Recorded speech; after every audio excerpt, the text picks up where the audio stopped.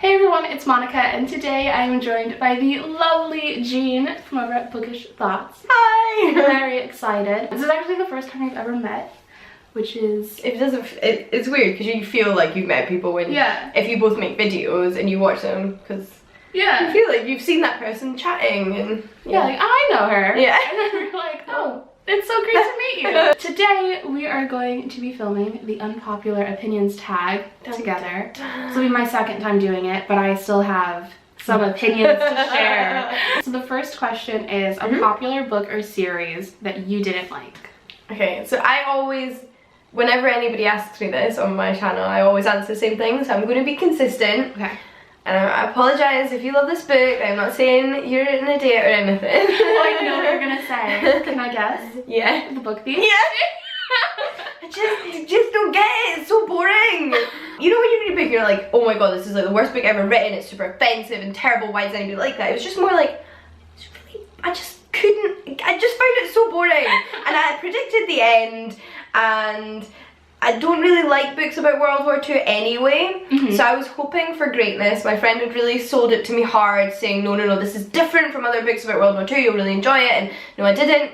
So that made me hate it extra because it'd be like really, I think because it was so hyped, whereas otherwise it was just kind of like a meh read, it made me actually really like, why did I read it? Yeah. Because it'd been oversold. So for mine, I am gonna go with Amsterdam by Ian McEwan. Okay. Which is, it's his book that won the Booker. Okay. And so I have like real high expectations of this book because I really loved Atonement and I liked Sweet Tooth by him. It's from the 90s and it felt like it was from the 90s. Okay, and not like in a cool hip way, but in like a misogynistic, outdated. All the women in it were basically there to be like props or lunatics. And it was just really frustrating. So the next one is a book or series that everyone seems to hate but you loved. So for mine, I'm gonna go with Harry Potter and the Cursed Child. Fair? Yeah. No, that's fair. Yeah, I think people do hate it. Yeah, I think a lot of people hate, especially like if you only read the book. Yeah. I feel like a lot of people really hated it. And I didn't like, I don't think it's a masterpiece by any means. You still enjoyed it? I still enjoyed it and I got a lot of like closure from it. And I have a whole 35-minute review thanks to anyone who sat through that. I haven't watched anybody's reviews of it because I didn't finish it. But in my head, I wasn't enjoying it and I was really disappointed. And I think, like you said, I think it just, I'm sure I would have loved it as a play. But in my head, I might go back. Yeah. So I would still like to one day finish it. So yeah, I just think I need to be in a state of mind where there's less hype surrounding it. Yeah, there was so much going into it because everyone was so excited. Yeah, I think for me, I just like, I felt very vindicated for certain things that happened. Even things that people thought were like ludicrous. Like I was like, yeah, that's like something that I wanted to happen in the last in like the actual series, and so I like weirdly like it. That's okay. I think you're like I know a book series that I really enjoyed reading, but I know is absolute garbage. Yeah. Is the Suki Stackhouse books. Okay. So I really enjoyed reading those, but then I know they're popular because they've got a massive fandom and they made a TV show of it, but I feel like anybody that read them for like literature would be like, this is terrible. Yeah. This is so bad. I mean, that's how I feel about like Sarah J Maas and like even like Twilight. I went through like a phase of Twilight where like I loved it and like literally wrote in my diary every day about how much I loved Edward Cullen, and then I became like vehemently like Twilight is evil, it's the worst, and now I'm just like, you know what? Over. Whatever. Like I read them all the time and like consumed them because I was like, books, and then then just sort of like look back on them and thought, oh, there's some really uncomfortable messages in there, and now I'm kind of over it. Yeah. Like, whatever. A love triangle where the person ended up with the person you did not want, or OTP you don't like. Everyone wants Luna and Neville to be a thing, whereas I am team Luna and Dean. I don't even know if that's a team, because I don't know if anybody else thinks this, so I would love to hear if somebody else agrees with me, because they had this wonderful, like, you know, they went so through much in that last book together. I thought maybe it would like bring them together and they'd be this lovely kind of odd couple. Yeah, that'd be That's what I wanted. But generally I think I'm like, if an author does it well enough that convinces me that those people should be together, I'm like, they should be together, fine, whatever. The most upsetting thing that upsets me isn't an OTP, but an OTP people want is Harry and Hermione. I'm like, no guys. Oh, yeah. Ron and Hermione. Although Don't ruin this for me. I was of the mindset where I basically shipped everybody with Draco. Like, literally everybody. Okay. with Draco. Yeah. I just think I just wanted him to be redeemed more than anything, so I was like, I really wanted to fall in love, which is why Carry On, love of my life. I've not read Carry On. It's so good.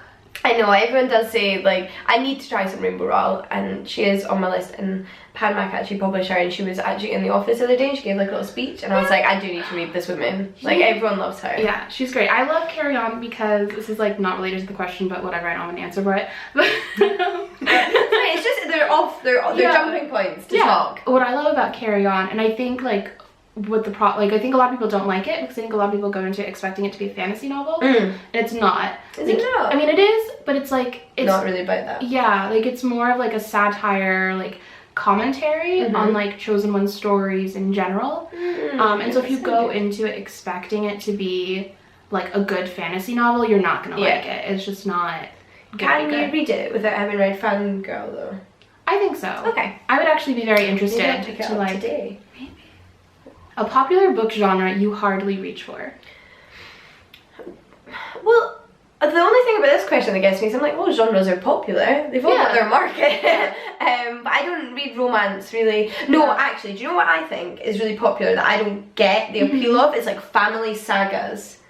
You know, like when they're just like about families just living their lives. Yeah. And I for some reason, not that I think there's like, I'm sure there's amazing ones out there, but I just can never get into them. I'm like, I don't want to read a book that could happen to me. Yeah. I just need something different, if that makes sense. Yeah. I like tend to avoid like couple books and like not like romances, but like the siren route. I feel like every single time there's always some random line about the woman like aging badly or like how sad it is, and it's just like, why? It's just these forlorn stories about unhappy families and marriages and stuff like that. What's that book? Everything You Never Told Me by Celeste Ng. Yeah, I've not read it, but I've heard of it. It's brilliant. The couple is like unhappy, and there's like a lot of like you see their issues with their relationship, but it's trying to say something, and it's like it's done where it feels like very authentic. It doesn't feel like forced. I feel like what like I'm getting from is like that, it's that self-indulgence kind of just meh. It's like there's no point in this. Yeah. It's just like I don't like that either. Yeah, I agree. It's not a genre, but it's a thing. I'll make it a genre. Sad people. Sad rich white people.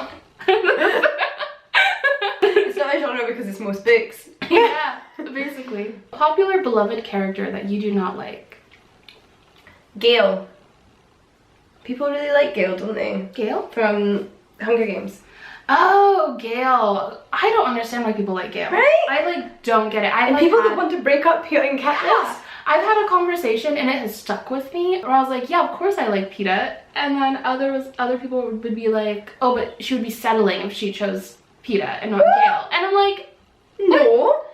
Does Gale bake bread? No, like I guess their relationship really offered her something when they were both younger. Yeah. I think as adults, especially after everything she went through, his companionship doesn't, their lives don't offer one another what they need. Yeah, and I actually really like that like you see that sort of progression. Like I like it when you like it's a developing thing. Yeah. So I'm actually gonna go with a character that a lot of people don't like that I want to take this moment to defend. Oh, okay. Oh, reversal. Yeah, and that would be Snape. Oh, okay. Severus Snape. It's okay. I don't hate him. I don't. This is the thing, is I feel like you're meant to just hate Snape or you're meant to absolutely love him. Yeah. Yeah. And I feel like that misses like what his character is. Like I love Snape as a character. Oh yeah. I would never want to meet him or be friends with him. I see what you mean. Or have a crush on him. Which I do find strange. Yeah, he's a really interesting character and he brings a lot to the books, and you wouldn't want him not to be there. Yeah. You also wouldn't want him to be your teacher, your friend, your family, whatever. Yeah. I just like, he's so, like, for the books, like reading about Snape's arc was one of the most fun and like, crazy parts because you're constantly guessing. And I feel like even into like the last book, that was like the huge thing, is like guessing about Snape. And like the fact that she's able to sustain that over 7 books is so impressive. Yeah, that's true. Sorry, battery died. So this probably changed a little bit. We're very blue right now. Yeah. That's fine. Embrace it. Yeah, the next question is a popular author that you can't get into. Matt Haig. That's it. That's it. I don't, so that's a little bit different from hate. Mm-hmm. I didn't hate the stuff that I read by him, I just couldn't get into it. It never really compelled me or made me want to come back to it, and there were some interesting concepts, but they weren't executed in a way I found interesting, and his writing just for me was just a bit like, meh. Yeah. So that's my answer. I don't think I've read anything by him. Yeah. I'm gonna go with Charles Dickens. I love the like feel of his writing. Yeah. And I love them when they're adapted. But I for some reason really struggle to like get into his plots. And I don't know why. I have no real reason. Yeah. Can't get into it is actually just quite like a it's not a very visceral feeling in general, is it? It's not. I mean, it's kind of interesting though, like, because then you'll see like people who like love or hate the same book, and it's like, did we read the same book? Yeah. You know, I always find that very fascinating. Like, what drives someone to love a book that someone else really didn't like? Yeah. If it's not something like having issues with like. Yeah, it's not like that. I thought there was something really offensive in there. Where it's like actually just no, I like this thing that you don't like. Yeah. We're all so different. We are. A popular book trope that you're tired of seeing. You go first. Okay. I'm going to go with virginity in books. Ooh. Especially like young adult books. Because I think it's handled usually very stereotypically, you know, where you have the like virginal protagonist and giving up her virginity as like this huge moment for her and this like very important like part of her character growth. Yeah. It's just like rare to find things that don't treat that whole topic as this like very either taboo or like saintly. That's really true as well, because sometimes, not that you should always be comfortable and safe and happy and consenting when you have sex anytime, including your first time. But that whole idea that like somehow that first time you have sex is more important than every other time you're gonna have sex. And that there's like something tied to it with like how good of a person you are. Like it doesn't really change you.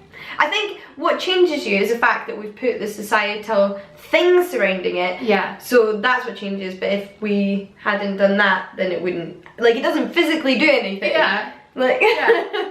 And you actually like, or just getting into like now virginity as well. But it's like what like people when they talk about like how it's painful for them the first time. It's only painful if you're tense and stressed. And what would make you more tense and stressed than putting all that pressure on it? I know. So anyway. It's never, the dude is never, he's never as big a deal. And it's like not a big a deal. No. And I do also think that like that kind of hurts guys in a way. Yeah, why not like, portray a man feeling nervous about losing his virginity in a young adult book? Yeah, because I'm sure like that has to be nerve-wracking. Totally. Like I understand like presenting it as nerve-wracking. Like it's definitely but like. But more just perpetuating the idea that it's like the be all and end all of your life, and that you've lost something once you do it. Yeah. Especially for women, it's really weird in young adult books. Yeah. I know, sometimes you think young adult is, and I do think young adult can be really progressive and helpful for young people, but in other ways it's still really stinted. Just in literature in general. Yeah. Media, all of it. Yeah. There's a lot of growing. It really does. It's 2016, guys. Yeah. I hate, and these are things I hate in real life as well, because if you see them in a book you hate it too. I hate that whole girls are mean trope thing. That just kills me every time.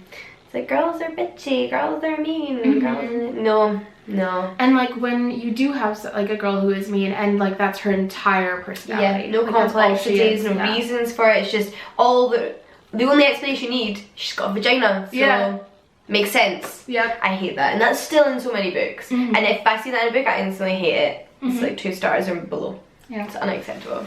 A popular series or book you've no interest in reading? Probably tons. But some of them I think are kind of over now. Like I was never really interested in reading the Divergent series, even though I really enjoyed Hunger Games and everyone was like, oh, they're quite similar. But yeah, well now I feel like the hype's died down and actually I hear more negative stuff about it, so I was like, make the right decision. Yeah. I'm gonna go with one, it's a new release, and it's Winter by Marissa Meyer. Okay. I like the concept of it because it's a retelling of Alice in Wonderland from the Queen's perspective, and it's like her coming of age. I read Fairest by her, which was like her last sort of anti-hero like villain story. I feel like there was nothing to empathize with her on, but then also like you couldn't understand why she was the way that she was. Like, even if, like, someone is purely evil, like, if you watch, like, House of Cards, like, he is not a good person, but, like, you still, like, weirdly root for him because you're able to understand, like, why he's doing what he's doing. It all makes sense. And so, like, I feel like if you don't have either of those things, it's hard. You've done a bad job of yeah, establishing your character. Yeah. So I feel like unless I hear, like, insanely amazing things about it and someone, like, just specifically tells me I need to read it, so let me know. I'm probably not going to read that one. I found, though, like, this year's Man Booker Prize, the shortlist, there just wasn't enthusiastic or excited to read any of them. Yeah, I felt that too. I felt like no one I know who read all of them. Yeah, really, that's it, them. Generally speaking. But you know they must be loved because they got into this prize, so people love them enough to get them that far. Yeah. But, like, actually, when I hear people talking about them, they're all a bit disappointed. Yeah. The last question is, what movie or TV show do you prefer more than the book? Lord of the Rings.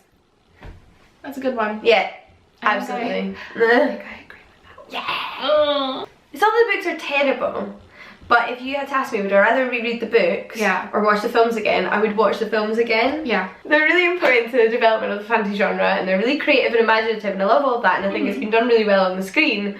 But actually, the books after the first book, which I really enjoy the first book because I think it's quite funny, and there's like a bit of humour in there, but then that humour kind of drops out for the second two books until the very end. So I'm gonna go with A Walk to Remember by Nicholas Sparks. Oh yeah. Which was one of my absolute favourite movies growing up. Like, just such, like, Mandy Moore, bless her, and the song that's in it, which was like my jam.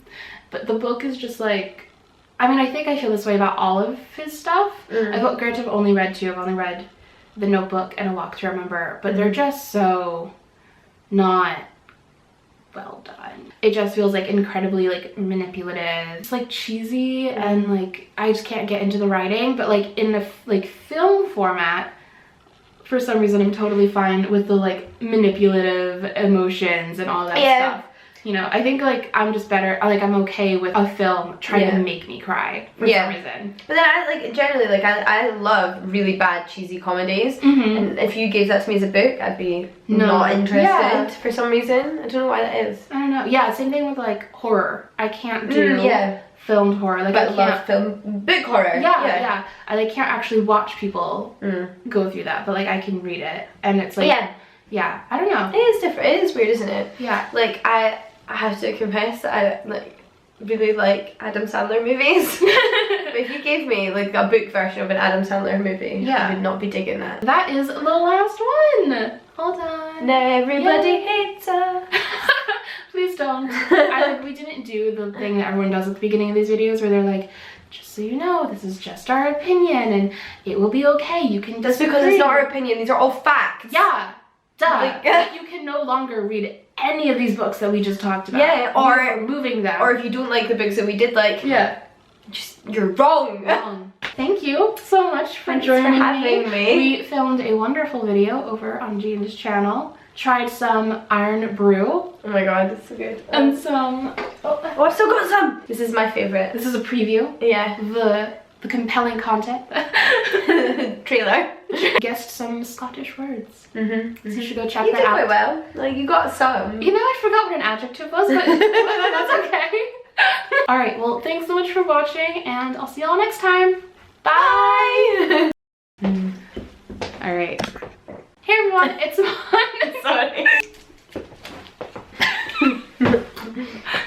Sorry. Jean from over at Bookish Thoughts. I've got crisis with my